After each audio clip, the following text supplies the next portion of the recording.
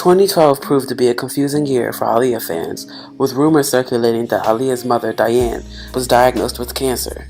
Rashad quickly refuted the rumors. However, in November of 2012, Aaliyah's father, Michael Haughton, passed away.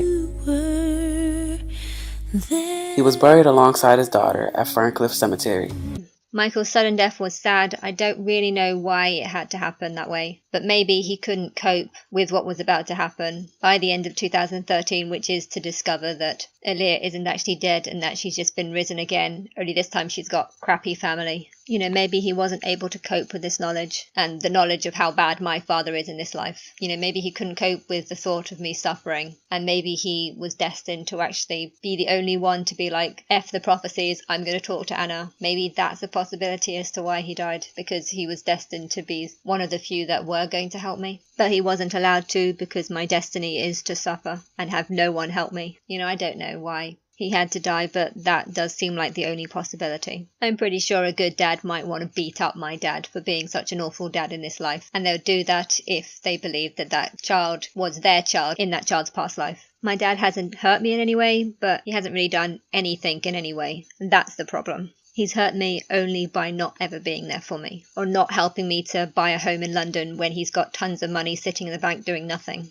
And of course, I'll never forget the time that I got put into a mental home because I believed that I was Eve. And to get me out, all he needed to do was sign some papers to say to the doctors that he would look after me. But he wasn't willing to sign those papers because he didn't think that he could cook for me. I told him that him signing this form has nothing to do with whether or not he's going to cook for me, because I've cooked for myself every single day of my life and I'm still very much able to cook for myself, hence him signing this form would not mean that he has to cook for me, but still he didn't want to know. I absolutely hate him for not helping me get out of what it was essentially prison. But it wasn't just a prison, it was a prison full of people that are mentally unstable. There were some people in there that I felt like I was going insane just being around, so it was a nightmare. But he wasn't willing to help me, not one bit. That memory will never disappear, and I want my own back, and so I've decided that I'm not going to go to his funeral as a revenge for what he did to me during those 10 days, because he wasn't there when I needed him most, so when he needs me most, I'm not going to be there for him. And the doctors in that mental ward need to take responsibility for these memories that they have given me, because they could have easily just said, we see that you're not insane. We recognise that you were falsely lied to by the doctors that sectioned me in the first place, and they should have let me out on day 1 or day 2 or day 3 or day 4. But I couldn't even see a doctor till day 5. That's how bad it was. Then by the time they were able to let me see a doctor, they said that I was too angry for them to let me go. Fuck you.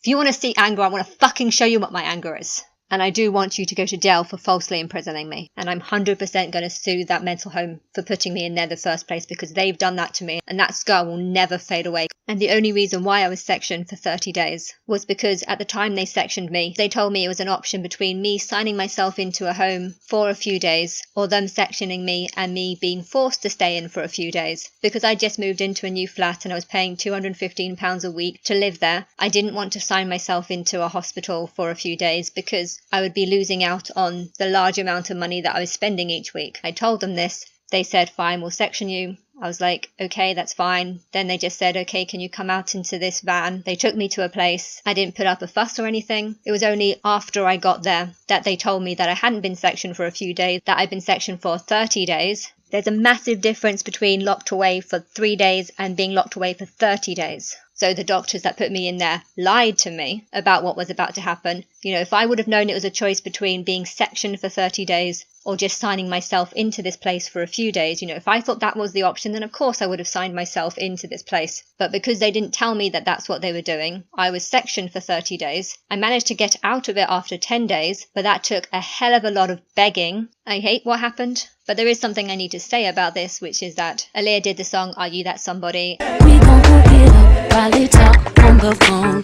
but see, I don't know if that's good. And she did it for Dr. Dolittle.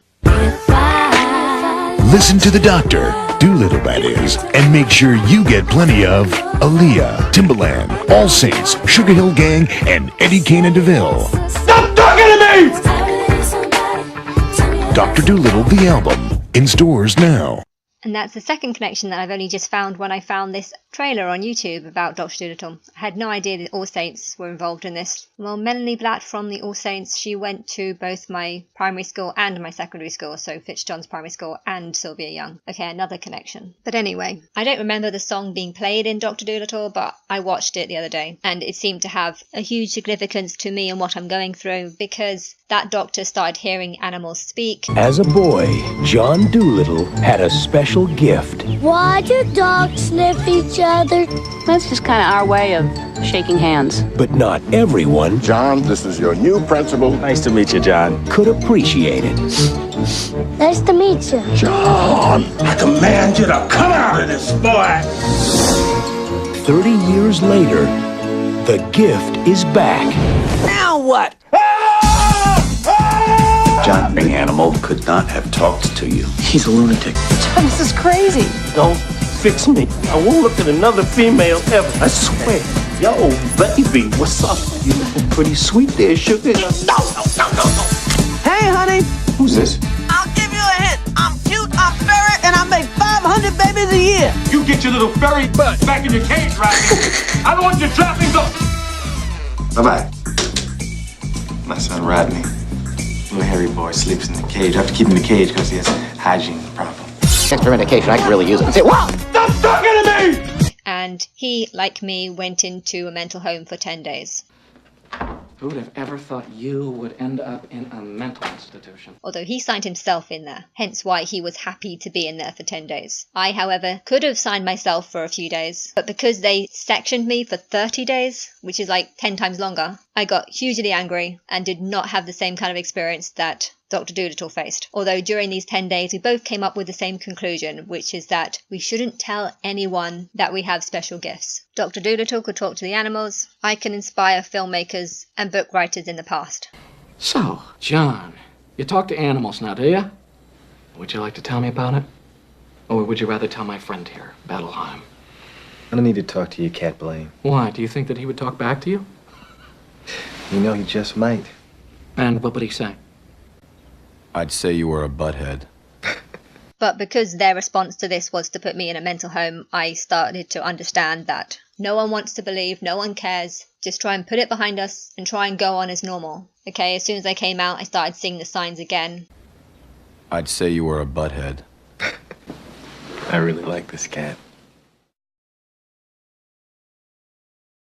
I have never been more humiliated in my whole life to have to sit in front of a doctor next to my mum, begging this doctor that this stupid, dumb, mad shithead of a thing, she can take care of me, she can look after me, she can do everything for me, you know. I was lying through my teeth. I hate the fact that I have such a shit mum, but I hate so much that they were making me feel like she was more sane or she was more capable than I was. They thought I was mad. They treated me like I was mad. And then for them to have me say that someone who actually is mad, someone who actually does have manic episodes, as well as just complete stupidity on top of the complete inability to understand whether or not people care about what you're talking about. She's also got a hoarding obsession, and when I was a child she would only cook for me if I went to brownies or took music lessons or completing one of those ridiculous Christian papers or something stupid like this. The inability to understand how someone else feels. You know, my mum is an idiot. For me to have to say that I'm less mad than she is, you know, I hate those doctors for what they made me do, and I'll never forgive them. I'd say you were a butthead. I really like this cat. I fucking hate those doctors for thinking that she was more sane or more capable than I was, when I have no respect for this woman, and I never have. To have to say this to a doctor is one of the hardest things that I've ever done in my life, and I will never ever forgive those shithead things for what they made me do. I want them in jail. Literally, I want them in jail. Because if the only way that they get people out of mental homes is if they get the patient to beg to them to let them go, you know, if that's the only way that they're going to release someone, then they shouldn't be in the position to judge whether or not someone should be in there. I felt humiliated every single day because I spent all those 10 days by the door with my coat on, asking everyone that would walk past, why is it that I can't see a doctor? Why is it that I can't speak to anyone? Why am I here? Why have I been put here? There's nothing wrong with me. You know, I'm absolutely infuriated by what's happened, and I will 100% sue them the second I'm proved right. I felt insulted. I felt like my personality had been put on question. They said I was insane because I talked too fast, or that I was being too angry about it because I was being locked away. They were insane for thinking that I'm insane for talking too fast. You can't section someone for 30 days without them knowing that you're sectioning them for 30 days. The second tactic I used was to convince all the patients in there that they were only in there so that doctors can make money off of them, which I guess is true, but only in some of the cases that are less severe. But I'm pretty sure that would have helped my case of getting me out, because I was creating too many problems being in the ward. Say yes or say no. It's time to hit somebody. And I do want you to go to jail for falsely imprisoning me, because I had rent to pay, so that was just more stress on me. It was so hard for me because I've hated the fact that my mum is mad. And yet to be in a position where people think that I'm the mad one, this is horrible. I believe that I was inspiring things of the past, films, books, songs, because I generally was inspiring things from the past. I had a perfect life until you came along and started talking to me. Now I'm sitting here in a robe and slippers discussing Mr. Ed with these guys. You've ruined my life enough. I don't want to talk to you anymore. Just go away. Just get out of here, please. Go. This is crazy. Now it's crazy to want to save a tiger's life. Listen, tigers die every day. It's called nature. Let me tell you a little about nature. I'm a dog, and I act like a dog. I don't try to be anybody else. We are who we are, and you are a doctor who can talk to animals. That's who you are. That is not who I am. Stop lying to yourself. Didn't I tell you to get out of here? Get out of here. Go. Get out of here. Get out of here. Fine. Stop coming around here and talking to me. With pleasure. You better not come back. Ah! They were in the way going up to Jerusalem, So they were going up to the kingdom of God. and Jesus went before them. And they were amazed, and as they followed, they were afraid. Jesus is just a prophecy of what will happen to Anna, so it's saying that Anna will discover that she's Christ before everyone else. She'll start telling people, and they'll be amazed at what she says, but they'll also be scared and frightened. And he took again the 12, and began to tell them what things should happen unto him, saying, Behold, we go up to Jerusalem. That could be in reference of this fictional character telling his fictional friends that the world is one day going to see Jerusalem, this woman, this female Christ, and the world is going to come up to her level and start believing the things that she believes. Or it could be in reference of me going into the Big Brother house and telling 12 people what I believe is the truth about Christ and what I think is going to happen in the regards of the destruction of Christianity. There's multiple things that it could be saying. And the Son of Man shall be delivered unto the chief priests and unto the scribes, and they shall condemn him to death. This part, I believe, could be about what's happened to me. I needed help. I sought a crisis centre, and then this crisis centre just condemned me by sending me off to a mental home. Okay, yes, this verse is saying things in a wrong order, because it also talks about the death. And they shall condemn him to death, and shall deliver him to the Gentiles. And they shall mock him, and shall scourge him, and shall spit upon him, and shall kill him. And the third day he shall rise again. Because it also talks about the death, but it describes it as happening after the condemning. And yeah, the death of Aaliyah happened years ago, and the rise of Christ from the physical death happened in 1987, so they've got the order wrong. But like with all stories, not everything is accurate. You need to change one or two words, which is the same thing that you need to do within the Dr. Dolittle film, because Dr. Dolittle is talking about saving a tiger, whereas I would say the tiger actually represents Aaliyah, or people like her. People die every day. It doesn't mean that she's Christ. But like the dog said, I have to accept who I am, which is that we are Christ and that we are inspiring things of the past. Things such as this film. That's all of y'all! Leave me alone! Stop talking to me! Ruined his life. That's a laugh. Ah! How Dr. Dolittle felt is how I was feeling, only I wasn't talking to animals. I was watching films, songs, stories, ... and I was seeing how every single thing seemed to be pointing to me. Ah! Ah! Ah! Ah!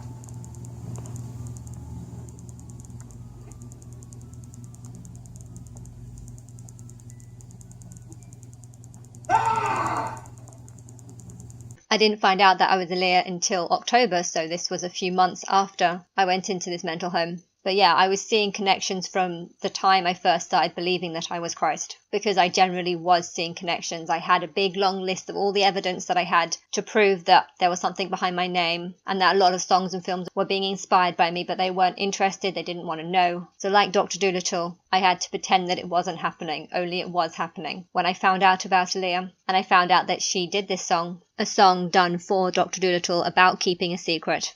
I've been holding back this secret from you. I probably shouldn't tell it, but if I let you know, you need to know about, I'm talking about nobody. And and then I watched Dr. Dolittle, I saw a ton more connections. But the connections that I saw in this film are just some of the billions of connections that I've seen. Another example of a connection that I've seen is that in the Dr. Dolittle VHS adverts, there's another advert that talks about Martin. I believe that Martin Dodd is my partner, and he's Michael Jackson, so he too is time traveled. And then you have an advert that says this.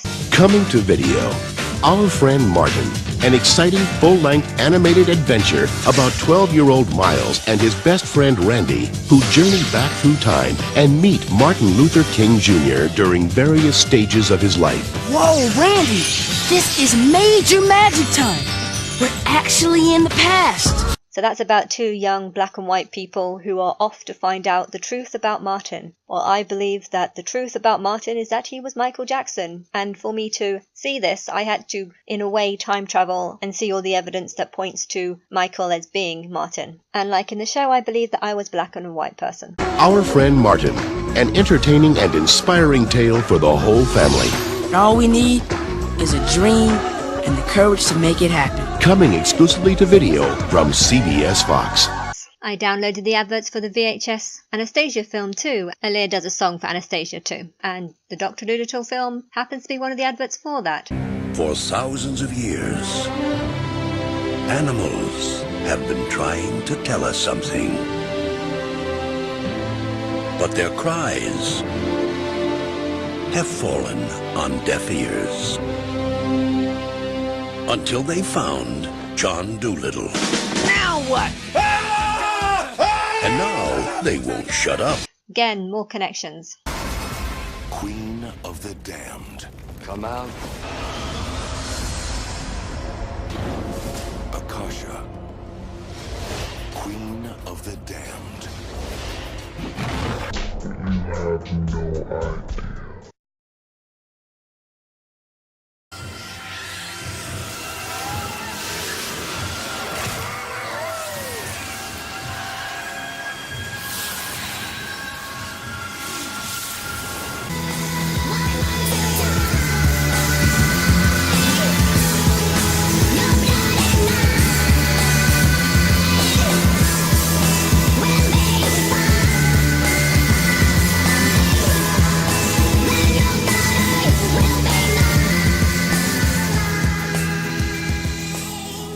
Oh yeah, and I can get a ton more connections with the Anastasia film. Anastasia. Discover the mystery and the magic of the music.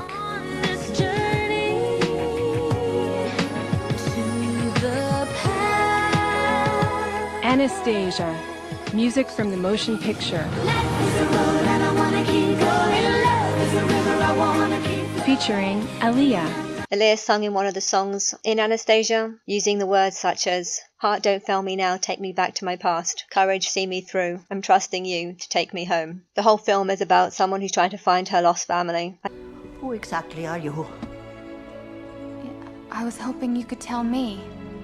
My dear, I'm old, and I'm tired of being conned and tricked. I don't want to trick you.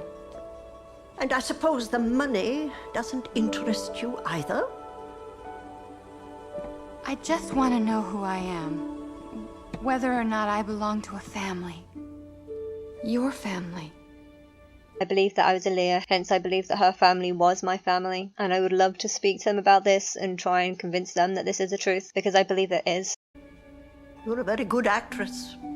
Best yet, in fact, but I've had enough. Oh, how I missed you when you went away. When you came here. To Paris. What is that? This? Well, I've always had it ever since before I can remember. She wears this locket, which is actually a key to a jewelry box. When they open the jewelry box starts singing, "Soon you'll be home with me, once upon a December." Hear this song and remember. Soon you'll be home with me, once upon a December. Anastasia. Discover the mystery and the magic of the music. Look. It plays our lullaby. On the wind, cross the sea, hear this song and remember, soon you'll be home with me, once upon a December. Read what it says. Together in Paris. Oh, Anastasia. My Anastasia. You know, I'm waiting night and day for Martin to return to me, and then for me to get the evidence that I need that he is doing things about me behind my back. Then I can go and speak to the family. I don't know when it will be, for it says that no man knows the date or the hour, but I believe that on a specific day, on a specific month, I will return to them, I will speak to them. I don't think it's December, to be honest. I believe that it's in the middle of the summer. Our family are making Aaliyah this summer. So the song is wrong on that sense, but still, it's right about a lot of things. Soon you'll be home with me. Hopefully I will get to know and speak to Aaliyah's family again, and I'm hoping it'll be soon. On a daily basis, I would see all this. Their cries have fallen on deaf ears. This is Aaliyah. You think you know? You have no idea. This young, talented, and beautiful singer-actress would lose her life in a horrific plane crash. You don't wanna throw it all away. The images are shockingly contradictory. We see the videos and movie clips of a young woman so full of energy and bright promise. Then the chilling footage of the crash site in the Bahamas. Aaliyah and 8 others on board the twin-engine Cessna were killed in paradise. I had a perfect life until you came along and started talking to me. Now I'm sitting here in a roving slippers discussing Mr. Ed with these guys. You've ruined my life enough. I don't want to talk to you anymore. Just go away. Just get out of here, please. Go. This is crazy. Oh, Ed. That's all of y'all! Leave me alone! Stop talking to me! Ruined his life. That's a laugh. Ah! Ah! Ah! Only I know that I could never go to those doctors and show them this because they wouldn't take the slightest of interest. Ed McMahon has known Aaliyah since she was 11 years old when she appeared on Star Search. We caught up with McMahon on the set of his upcoming talent show called The Next Big Star. Ed says he was floored when he heard the news from his talent booker, who was good friends with Aaliyah. What really disturbed me was the fact that she was just ready to really hit what she wanted to do, what we all talk about, hopes and dreams. Everything was going great for her, and that's always makes it so doubly tragic when something like that happens. I got it. They start you at the bottom, and then they like fling you up in the air. They start you at the bottom, and then they like fling you up in the air. And this star summed up her adventurous spirit to extra with these haunting words. If I can do it, I'm gonna go for it. New experiences, there's nothing better, you know? Gotta take risks in life. And Aaliyah had some amazing things to look forward to. Extras John Kelly now on the future plans that would have taken her from R&B sensation to mainstream megastar. Who should be heard and who should be blessed? Her new music video, We Need a Resolution, has been on the Billboard chart for 16 weeks. Their cries have fallen on deaf ears. Aaliyah snagged the plum role of lead vampire Queen Akasha in the movie based on the Anne Rice book due out next April. It's the follow-up to Interview with a Vampire. You're a vampire. Aaliyah also won a coveted role in the top secret sequel to The Matrix. My character's name is Z. That's about it. Bad or evil in this one? She's a good girl. I'm on the good side. Aaliyah was set to start shooting the sequel. I asked why she wanted that part so badly. That is one of my favorite movies to this day. It's like the Star Wars of our time. It's exactly what it is. And I was like, I have to be a part of it. And what Aaliyah wanted, she got. They would just ask me something stupid, which is, why do you care about this? Why does it matter? And it's just like, because I'm Christ and I'm seeing these connections every second of the day. Literally everything they said just patronized me, and it made me furious, and I don't want to talk about it because it's just going to get me angry right now. I will never get over the kind of questions that they asked. I care because I believe this news can end Christianity, change the whole world, and I believe it's my destiny to do this. Because I can prove that there is such thing as eternal life. You just have to be reincarnated for you to get eternal life. If Jesus returned and Jesus said he wanted to expose the truth about who he is, the truth about who Christ is and how he rose again on the third day, and you told him, why do you care about that? how can this news change anything? I'm pretty sure he'd want to slap you too. You know, if they had any intelligence, they would have seen that actually I was stressing out, yes, because I was generally seeing things that existed. Jesus even told his people that he wasn't God, because when someone asked him, what do you do to get eternal life? He couldn't answer it. And when he was gone forth into the way, there came one running, and kneeled to him, and asked him, Good Master, what shall I do that I may inherit eternal life? And Jesus said unto him, Why callest thou me good? There is none good but one, that is God. I, however, can answer it. Reincarnation. That's how you get eternal life, by being reincarnated, like I was, because I was Aaliyah, I died, and arose again on the third day. I believe this is something that every human goes through, because you're made in my image, all 4 of them. But unfortunately, no one would believe me, especially not the mental health doctors, despite how much evidence I had at the time. If I let you know, you need to know until I know. Are you responsible? Whatever was my bad, 'cause I'm not just saying it. I would love it if me being Christ was just something in my imagination, because then I wouldn't panic. The problem is, me being Christ and inspiring all the books, including the Bible, this was something that I generally was doing, hence why I was in panic. But yeah, I have no respect for those people because their level of understanding is zilch. And they didn't help me in any way, shape or form. They just made me feel like I was mad for believing what I believed. It felt like God in spirit was talking to me through films, songs, adverts, anything really. And so I started going back to making the videos, but yeah, I was a lot more cautious as to who I told. And Dr. Dolittle went through the same thing when he started hearing the animals talk. And at the very beginning of Dr. Dolittle hates animals, and well, his reaction to animals seems very similar to how my dad reacts. No, don't. No, can you stop it, Anna? No, Anna. Anna, can you go away? Oh, it's just a hamster. I've occasionally had to leave my hamsters with him, and I told him that there wasn't enough seeds in the cage, so can you add a lettuce and some tomatoes? But when I came back, he told me that he'd only given them half a baby tomato each. When I came back a week later, there was literally no food in one of the cages. So yeah, he has no ability to care for me nor my hamsters. So I hate how I've connected to this film, but at the same time, this song, Are You That Somebody, actually talks about the ancient covenant, talks about the secret, and talks about how you must ignore me and how to not expose this to the world. You know, I have all this evidence, but I know that I can't go to the doctors and tell them this because they're not going to believe me. They're going to look at me like I'm mad and they'll probably just section me again. No, thank you. If you're fine living in ignorance, fine, but I hope you're very miserable together. Is it my goal? Is it your goal? Sometimes I'm good at go. Right now I'm not enough. Coming onto the scene at the age of 15, Aaliyah overcame many obstacles that artists would have never been able to recover from. Praised by legends such as Whitney Houston, Patti LaBelle, Stevie Wonder, Prince, and Janet Jackson, it is clear as day that Aaliyah was on her way to becoming one of the world's most accomplished legends. A young woman who prided herself on setting trends and being humble, Aaliyah will forever be remembered by her friends, family, and fans. The last song that I need to mention is the song Aaliyah's Coming Back.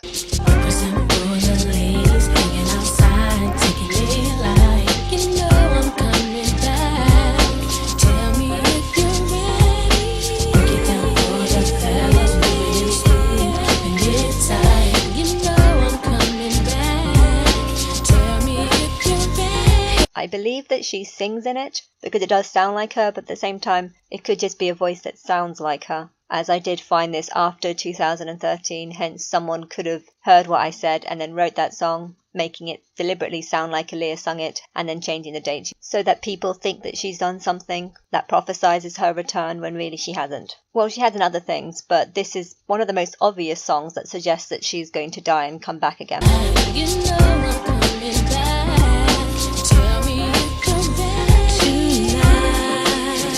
You know, I don't know if that's what happened, but if this is her voice, then it's pretty impressive because it's all about how Aaliyah's coming back. Are you ready? Aaliyah's coming back. Tell me if you're ready. Break it down for the fellas, feeling smooth, keeping it tight. You know I'm coming back. There's also other lines like, it's in the music and it's killing me. You know, this is exactly how I felt.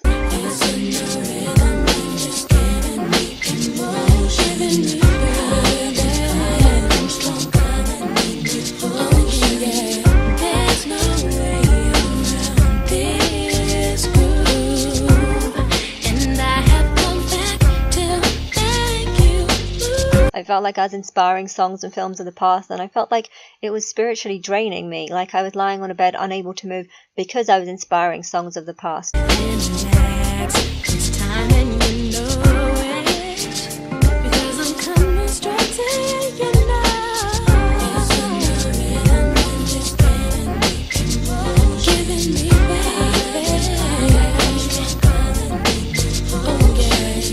I reckon when the music's exposed, there is going to be a big party about it, you know, to welcome back the return of Aaliyah, the real Christ who died and rose again. And the song talks about that, the big party to celebrate it.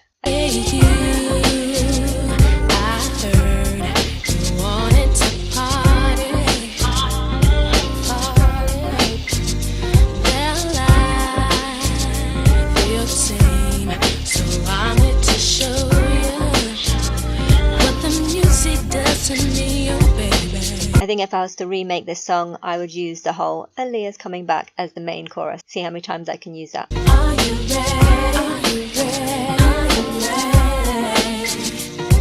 It's been a long time since we partied all night like tonight. Are you ready? Are you ready? Are you ready? When it comes to the films or shows that Aaliyah was going to be involved in, I think The Sparkle was the only one that took a hit because they chose not to work on it any longer after Aaliyah had died.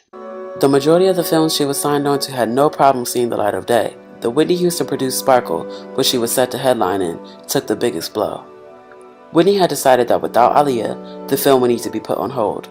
This was her movie. This was her movie. When we brought it to her, she was so enthusiastic about it, and she wanted it to do it so badly. She was our Sparkle. Wow. Yes.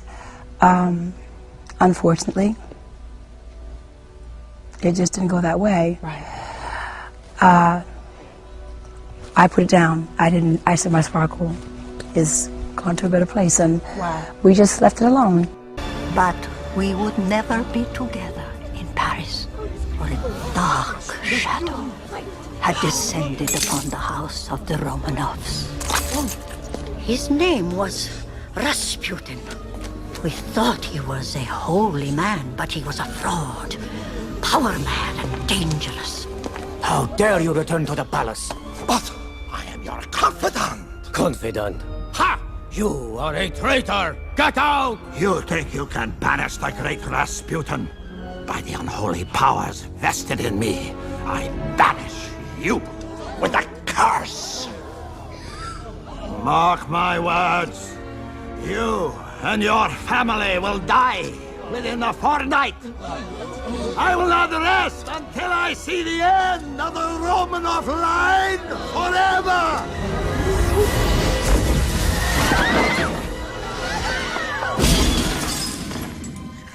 Consumed by his hatred for Nicholas and his family, Rasputin sold his soul for the power to destroy them.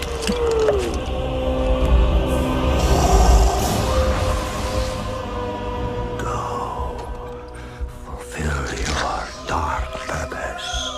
Conceal the fate of the Tsar and his family once and for all.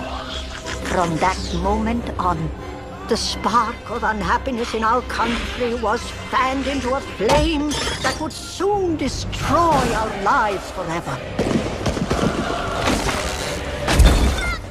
Hurry, children! My music box! Anastasia! Come back! Come back! Sparkle was then released in 2012 with a brand new cast, sound, and style than the original concept. So Sparkle was re-released in 2012. This happens to be 1 year before I believed that I was Aaliyah. And yes, like that show, I have a new body. I have a new cast, new family, new life. The hard work, the times when you're tired, the times when you're a bit sad, in the end, it's all worth it because it really makes me happy. And I wouldn't trade it for anything else in the world. It's hard to say what I want my legacy to be, you know, what I want people to say when I'm long gone. I want people to look at me as a full-on entertainer and a good person. She will surely be missed.